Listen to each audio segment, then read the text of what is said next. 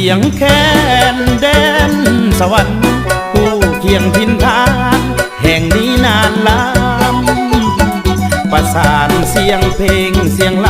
ำเข้ากันอำลำมวนหัวใจแห่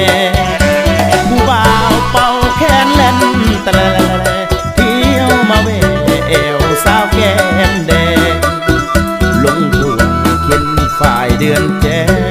เสียงแค้นขาแรงแบ่งน้ำใจไมตรี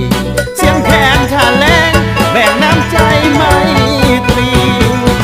สวรรค์พื้นแผ่นดินคำวัฒนธรรมหลายเผ่าชนผ่องใสผ่านถึงลาวบลูผู้ไทยแหล่งเกิดใดโนเสาร์ห้อยล้านปีพระธาตุอิงหังศักดิ์สิทธิ์ทรงสถิตอยู่คู่บารมีสวรรค์เป็นสถานที่กำเนิดวีลาบุรุษศาสตร์ลาวกำเนิดวีลาบุรุษศาสตร์ลาวเสียงแค้นแดนสวรรค์ประสานเสียงใจพี่น้องพร้อมกันปกปักบ้านสองพัฒนาปองดอกเดินทางเสียงแค้นระดมหัวใจสำนึกใน